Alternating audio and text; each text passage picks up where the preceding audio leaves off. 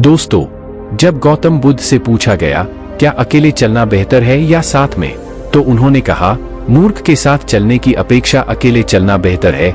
इस देश में कुछ मान्यताएं कहती हैं, जब आप छोटी और त्वरित यात्रा करना चाहते हैं तो अकेले चलें, जब आपको लंबी यात्रा करनी हो तो साथ साथ चलें। लेकिन अहम बात यह है कि आपके साथ कौन चल रहा है। हमेशा साथ रहना अच्छी बात नहीं है, कई बार साथ रहना परेशानी भरा हो सकता है। तो सबसे पहले और सबसे महत्वपूर्ण बात, जब तक आप जुड़वा नहीं हैं, तब भी हम अकेले आते हैं और अकेले ही जाते हैं। यदि कोई नहीं जानता कि अकेले कैसे रहना है, तो एक साथ रहना बहुत परेशानी भरा हो सकता है। हमें मनुष्य कहा जाता है। मनुष्य का अर्थ है प्रत्येक अन्य प्राणी जैसा है वैसा है, केवल इसलिए कि वह क्या करता है। लेकिन एक इंसान बस हो सकता है, जो कि इंसान का एक अनोखा गुण है कि हम बस हो सकते हैं, कि हम बाध्यकारी कार्रवाई नहीं हैं। यही इसका मतलब है। हमारी कार्रवाई सचेत और विवेकपूर्ण है, लेकिन आम तौर पर जब लोग एक साथ मिलते हैं तो आम तौर पर लोग बाध्यकारी कार्रवाई में होते हैं।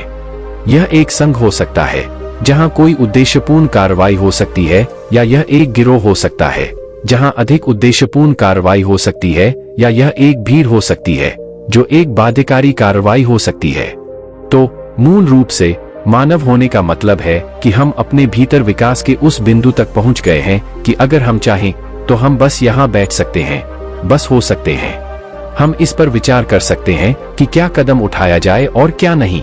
यह निश्चित रूप से व्यक्तिगत है। जब व्यक्ति एक साथ आते हैं तो हम बहुवचन में हम कहते हैं, लेकिन फिर भी व्यक्तियों को ही एक साथ आना होता है।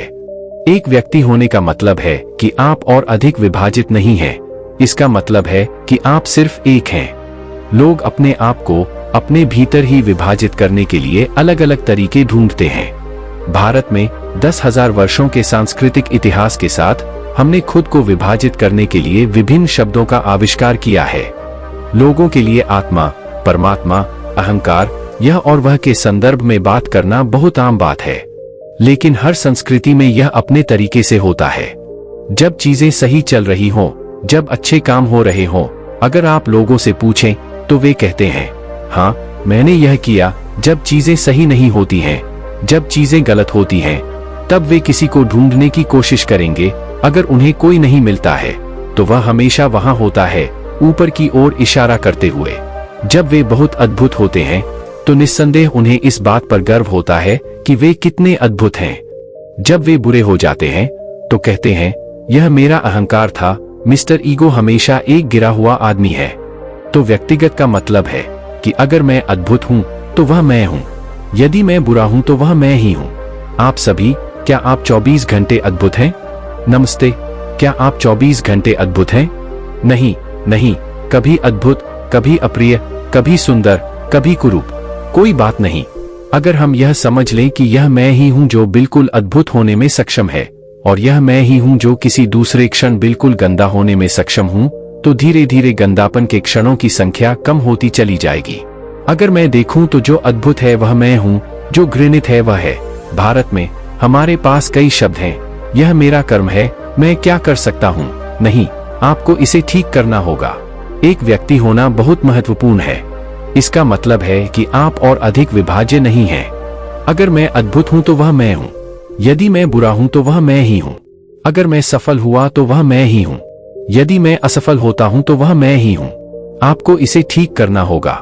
मैं आपसे बस एक सरल प्रश्न पूछ रहा हूं, इस स्वयं के भीतर कितने लोग हैं?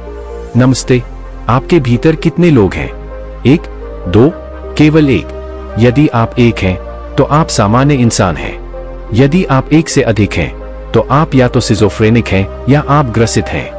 आपको या तो मनोचिकित्सक की जरूरत है या ओझा की। लेकिन आप देखेंगे कि जब भी चीजें सही नहीं होंगी, कोई दूसरा आदमी कहीं से आ जाएगा।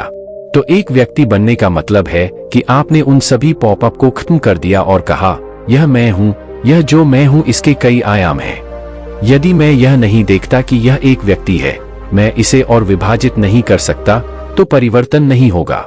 अगर परिवर्तन नहीं हुआ तो उस राज्य में लोग एक साथ आ जाएंगे तो समाधान से ज्यादा गड़बड़ी होगी। सभी प्राणी एक साथ घूमते हैं, चाहे वह विभिन्न जंगली जीव हों, उनमें से अधिकांश एक साथ घूमते हैं। यहाँ तक कि जो बंदर भी हमसे एक कदम पीछे हैं, वे भी झुंड में हैं। यह केवल इंसान ही है जो अकेले बैठ सकता है और खुद को बदल सकता है, क्योंकि यह इंसान होने का विशेषाधिकार है कि हम बस बन सकते हैं। इसीलिए तो तुम मनुष्य कहलाते हो। आप होने में सक्षम हैं। आप गतिविधि की बाध्यकारी स्थिति में नहीं हैं। यदि आप चाहें तो सचेत रूप से आप विकसित हो सकते हैं। आज शाम आप विकसित हो सकते हैं यदि आप इच्छुक हों। इसमें 10 लाख वर्ष नहीं लगते, क्योंकि हमारा विकास अब जैविक नहीं है, हमारा विकास सचेतन है। प्रत्येक अन्य प्राणी के लिए यह निश्चित है। प्रकृति ने 2 रेखाएं तय की हैं, जिनके भीतर हर दूसरा प्राणी रहता और आता जाता है। लेकिन एक बार जब आप एक इंसान के रूप में आ गए तो केवल निचली रेखा होती है, कोई ऊपरी रेखा नहीं होती। कोई इंसान कैसा बन सकता है, इसकी कोई सीमा नहीं है। इसलिए इससे पहले कि हम खुद को लोगों के साथ जोड़े, यह अच्छा होगा हर दिन सुबह या अपने जीवन के एक निश्चित समय में अगर कोई खुद के साथ थोड़ा समय बिताने के लिए निकल जाए और देखें कि कैसे, किन तरीकों से यह थोड़ा बेहतर हो सकता है, जिस तरह से यह कल था उससे कहीं अधिक। यह जिंदगी जो कल थी उससे थोड़ी बेहतर जिंदगी कैसे हो सकती है, क्योंकि ज्यादातर लोग अपनी जरूरतों के लिए एक साथ आ रहे हैं। जरूरतें पूरी करने के लिए लोग एक साथ आते हैं। कुछ लोग किसी उद्देश्य या मकसद को पूरा करने के लिए एक साथ आते हैं। कुछ लोग खाने पीने और साथ रहने के लिए एक साथ आते हैं, क्योंकि वे अकेले नहीं रह सकते। यह कुछ ऐसा है जो हर इंसान को करना चाहिए। एक निश्चित अवधि में आप एक काम करें, सिर्फ 24 घंटे हर चीज से ब्रेक लें। आज नहीं, अभी आप लोगों के बीच हैं। आप कभी कभी केवल 24 घंटे का ब्रेक लेते हैं और पढ़ते नहीं हैं, टेलीविजन नहीं देखते हैं, फोन का उपयोग नहीं करते हैं, बस अपने कमरे में बैठे रहते हैं, सतर्क, सोते नहीं। और यदि आप अपने मन की प्रकृति को देखें तो आप स्वयं ही प्रमाणित कर देंगे कि यह एक पागल आदमी है, क्योंकि अधिकांश लोगों का मन किसी एक चीज पर नहीं टिक सकता जब तक कि वे गतिविधि में न हो, बस वे यहाँ नहीं रह सकते।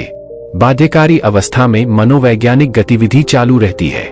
जब आप ऐसे हैं तो आप नहीं हो सकते। इसका मतलब है कि आप इंसान नहीं हो सकते। होना ही होगा, तभी एकजुटता बहुत समृद्ध होगी। यदि आप जानते हैं कि अकेले कैसे रहना है, तो एक साथ आना बेहद फायदेमंद और जबरदस्त मूल्य होगा।